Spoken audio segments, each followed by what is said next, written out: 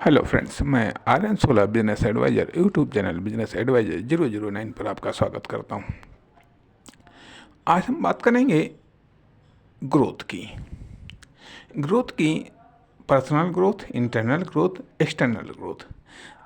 हम पिछले भाग में इस बारे में बात कर चुके हैं कि जब हम किसी भी कॉमर्शियल प्लान को एक्शन में ले आते हैं, वो एक फर्म, दुकान, कंपनी, प्रोडक्ट या सर्विस के रूप में लोगों को नज़र आने लगता है। इस रूप में वो चीज़ स्थापित हो जाती है या फिर सेटल हो जाती है, तो उसमें अंकुरण होता है। उसमें अंकुरण होता है, कहने का अर्थ यह बनता है कि जब वो अपना कार्य स्टार्ट कर देता है, जब वह कॉमर्शियल यूनिट अपना कार्य स्टार्ट कर देती है, तो कुछ न कुछ प्रोडक्ट के रूप में सामने आता है, कुछ न कुछ सर्विस के रूप में सामने आता है। इसे हम प्रारंभिक अंकुरण कहते हैं, या कि कॉमर्शियल स्टार्टिंग हलचल कह सकते हैं, या एक्टिविटी कह सकते हैं, या फिर प्रारंभिक स्टार्टिंग क्रियाकलाप कह सकते हैं, जो भी कह लीजिएगा। इसके बाद में जो नेक्स्ट चरण होता है वह होता है कि मान लिया वह होता है वृद्धि ग्रोथ। और यह 3 प्रकार की ग्रोथ हो जाती है। एक तो पर्सनल ग्रोथ, दूसरी चीज़ इंटरनल ग्रोथ, तीसरी चीज़ एक्सटर्नल ग्रोथ।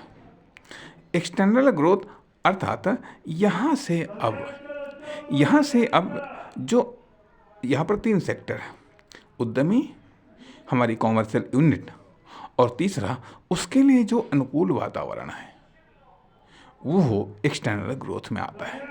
जो अनुकूल वातावरण जो इस कॉमर्शियल यूनिट की स्थापना के पहले शून्य था, क्योंकि जब वो पार्टिकुलर कॉमर्शियल यूनिट थी नहीं, तो उसके लिए अनुकूल वातावरण का तो प्रश्न ही नहीं उठता। बल्कि ये कह लीजिएगा, लेकिन मैं था, उद्यमी था, तो क्या उद्यमी ने अपना एक्सटर्नल ग्रोथ अपनी तैयार की? क्या उसने अपने लिए अनुकूल वातावरण तैयार किया? चलिए, खैर कोई बात नहीं। यदि उसने नहीं तैयार किया, तो उसने अब ई कॉमर्शियल यूनिट के माध्यम से अपने लिए थोड़ा सा अनुकूल वातावरण बनाने का प्रयास कर रहा है वो। तो अब यहाँ पर जो उद्यमी, कॉमर्शियल यूनिट, और जो उस कॉमर्शियल यूनिट के लिए जो अनुकूल वातावरण है, जो एक्सटर्नल में है, जो मार्केट में हो सकता है, सोसाइटी में हो सकता है, व्यक्ति में हो सकता है, या फिर मान लिया कस्टमर में हो सकता है, आदि इत्यादि। तो ये 3 फैक्टर आते हैं, और इन तीनों में वृद्धि होनी चाहिए। जो उद्यमी में वृद्धि होती है, वो पर्सनल ग्रोथ हम मान लेते हैं, और जो वो कॉमर्शियल यूनिट में जो वृद्धि होती है, उसे हम इंटरनल ग्रोथ मान लेते हैं। और जो बाहर ग्रोथ हो रही है, जो बाहर ग्रोथ हो रही है, हमारी फर्म, दुकान, कंपनी के लिए हो रही है, या हमारी प्रोडक्ट या सर्विस के लिए हो रही है, जो कि इंटरेस्ट पैदा कर रही है, मतलब पहले लोग देखें उसको आसानी से, फिर उसमें इंटरेस्ट पैदा हो, फिर उसमें इच्छा पैदा हो, फिर डिमांड पैदा हो, आदि इत्यादि। ये चीज़ें, ये सब विभिन्न लेवल्स हैं ग्रोथ की। तो ये तीनों की तीनों ग्रोथ होनी चाहिए तब जब कि हमने कॉमर्शियल यूनिट की स्थापना कर दी है। उसके बाद में लेकिन इसके पहले एक होता है internal parts, development of internal parts, installment of internal parts, तथा installment of external part and development of external parts. ये इंटरनल पार्ट्स और एक्सटर्नल पार्ट्स, ये क्या चीज़ होती हैं, फिर इनके फंक्शंस, मतलब सबसे महत्वपूर्ण क्या, ये महत्वपूर्ण इम्पोर्टेंट बात है कि आखिरकार जो हमारी जो कॉमर्शियल यूनिट हैं, उसमें कितने कितने पार्ट्स हैं, उसमें कौन कौन से पार्ट्स हैं, कौन कौन सा सिस्टम है, कौन कौन सा तंत्र है। अर्थात एक सिंपल सी बात है, मतलब सिंपल यूनिट है या फिर जटिल यूनिट है या फिर ट्रिपिकल यूनिट है या टेक्निकल यूनिट है, किस प्रकार की यूनिट है और उसके विभिन्न पार्ट्स कौन कौन से हैं, या फिर कुछ हेल्पिंग या अन्य अदर्स पार्ट्स कि कुछ उस पर इंस्टॉल किए गए हैं या कुछ आगे चल करके उसमें डेवलप होंगे। तो इसलिए यह स्थिति तथा एक्सटर्नल पार्ट्स, फिर एक्सटर्नल पार्ट्स डेवलप होते हैं, जैसे कि मान लिया सेल्समैन है, डिस्ट्रीब्यूटर्स है, ट्रांसपोर्टर है, आदि इत्यादि, जो कि इनकमिंग वाले पार्ट्स, आउटगोइंग वाले पार्ट्स, अर्थात वो पार्ट्स जिनसे कुछ न कुछ आता है या जो भी आता है फर्म, दुकान, कंपनी, प्रोडक्ट में सेल्स के लिए, इसकी मैन्युफैक्चरिंग के लिए, डिस्ट्रीब्यूशन के लिए, सेल्स के लिए जो भी है, ठीक है, तरह जो जाता है या जो जाने में सहयोग करता है, आदि इत्यादि। तो कहने का अर्थ यहाँ पर एक तरफ इंटरनल पार्ट्स डेवलपमेंट होना चाहिए, दूसरी चीज़ डेवलपमेंट ऑफ एक्सटर्नल पार्ट्स भी होना चाहिए। एक्सटर्नल पार्ट्स होने चाहिए, फिर इनके सिस्टम भी डेवलप होने चाहिए, इनके फंक्शन भी डेवलप होने चाहिए। तो अब यहाँ पर हम बात कर रहे हैं कि पर्सनल ग्रोथ और इंटरनल ग्रोथ और एक्सटर्नल ग्रोथ, पर्सनल ग्रोथ और इंटरनल ग्रोथ और एक्सटर्नल ग्रोथ, इन तीनों प्रकार की ग्रोथ के लिए इन्वेस्टमेंट चाहिए। और पॉजिटिव होगा तो स्वाभाविक बात है कि पॉजिटिव डेवलपमेंट होगा, नेगेटिव होगा तो फिर नेगेटिव डेवलपमेंट होगा, बल्कि विनाश होगा या विध्वंस होगा। तो अब यहाँ पर जो पर्सनल डेवलपमेंट, इंटरनल डेवलपमेंट और एक्सटर्नल डेवलपमेंट, इन तीनों सेक्टर्स में यदि डेवलपमेंट नहीं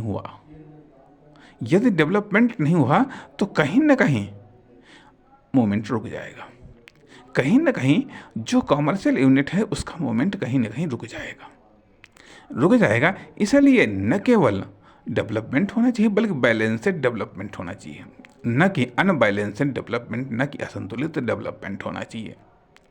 यदि असंतुलित डेवलपमेंट है तो उसको बैलेंस में करना चाहिए, उसके बैलेंस में रखना चाहिए। कि मान लिया जैसे कि अभी एक्सटर्नल डेवलपमेंट ज़्यादा हो गया, अर्थात डिमांड इकट्ठी बढ़ गई जा करके, या डिमांड को ऐसा आपने कुछ किया जिससे वो डिमांड इकट्ठी बढ़ गई। अब चूँकि इंटरनल डेवलपमेंट नहीं है, इंटरनल डेवलपमेंट उस अनुपात में नहीं हुआ तो कुछ समय के लिए तो ये लगेगा कि भाई आपका माल शॉर्टेज में आ गया, उसके प्राइस बढ़ जाएंगे जा करके। लेकिन साथ ही साथ जो आपके कस्टमर हैं, जो आपके सेल्समैन हैं, जो आपके डिस्ट्रीब्यूटर्स हैं, उनको जब माल नहीं मिलेगा अर्थात उनकी इनकम डिस्टर्ब होगी, उनकी सेल्स डिस्टर्ब होगी तो उनकी इनकम डिस्टर्ब होगी। परिणाम कि कुछ समय के लिए तो वो आपसे जुड़े रह सकते हैं, लेकिन अगर ये स्थिति कुछ अधिक समय तक रही तो आपको छोड़ करके चले जाएंगे। कहने का अर्थ ये कि कुछ समय मिलता है, उस समय में वो जो कुछ समय में आपको अपनी जो ये असंतुलन है, अनबैलेंस्ड है, ठीक है, इसको दूर कर लेना। अनबैलेंस्ड कंडीशंस किसी व्यवस्था में नहीं रहनी चाहिए और ना ही अधिक समय तक रहनी चाहिए। केवल ये न्यूनतम समय मिलता है और उस न्यूनतम समय में ही आपको अपनी जो अनबैलेंस्ड पोजीशंस है वो दूर कर लेनी है। या फिर मान लिया कि ठीक है, जो इंटरनल डेवलपमेंट है वो अधिक बढ़ गया, जा करके वो अधिक बढ़ गया, अर्थात प्रोडक्शन ज़्यादा हो गया, आइए आप सप्लाई ज़्यादा करने लगे। परिणाम क्या होगा? रेट गिर जाएंगे। तो वहाँ पर आप बट्टा और ये अन्य तमाम प्रकार की सुविधाओं को आप लागू करेंगे तो वो कभी तो लाभकारी हो सकता है, कभी हानिकारक भी हो सकता है। इसके लिए ज़रूरी यह है कि आप ये जो कंडीशंस है या तो अपना प्रोडक्शन को घटा दें या फिर नए मार्केट को तलाश कर लें, नई सोसाइटी, नए कस्टमर को आप तलाश कर लें तो उससे एक जो बैलेंस्ड प्रेशर है वो बना रहेगा, अनबैलेंस्ड प्रेशर नहीं होगा। यदि मान लिया पर्सनल डेवलपमेंट अधिक हो गया, अर्थात उद्यमी ज़्यादा आसान्वित हो गया, ज़्यादा वो ज़्यादा ओवर कॉन्फिडेंस हो गया, ओवर कॉन्फिडेंस हो गया या उसने ज़्यादा इन्वेस्टमेंट कर दिया, ज़्यादा उसको नॉलेज ये सब चीज़ें हो गई जा करके, और क्षमता न तो कॉमर्शियल यूनिट की है, ना ही एक्सटर्नल उसने डेवलपमेंट किया हुआ। अब उसने ज़्यादा संसाधन और साधन और प्रेशर सब झोंक दिया जा करके एक तो उस प्रेशर के दबाव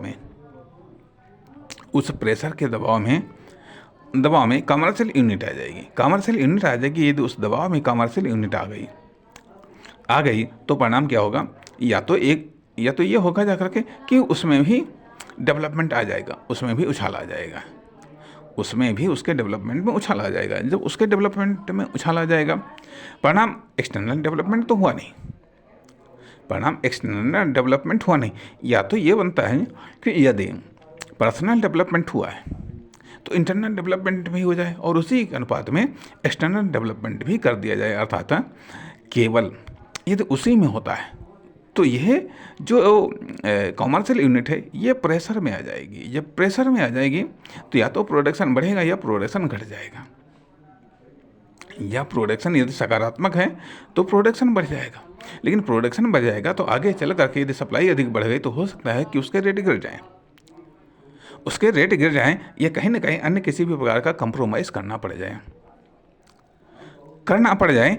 इसलिए महत्वपूर्ण यहाँ पर ये है कि ये जो तीनों प्रकार की ग्रोथ बताई गई हैं, पर्सनल ग्रोथ और इंटरनल ग्रोथ और एक्सटर्नल ग्रोथ, ये बैलेंस में रहनी चाहिए और बैलेंस में होनी चाहिए और बराबर होती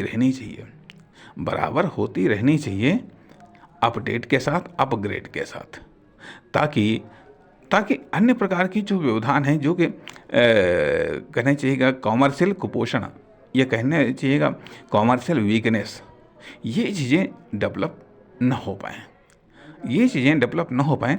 इसलिए नियमित रूप से, दैनिक रूप से, या जो भी पैटर्न आपने सेट किया उसके अनुसार ये तीनों की तीनों वृद्धि, पर्सनल ग्रोथ, इंटरनल ग्रोथ और एक्सटर्नल ग्रोथ, ये मेंटेन करनी चाहिए और मेंटेन रखनी चाहिए। थैंक्स।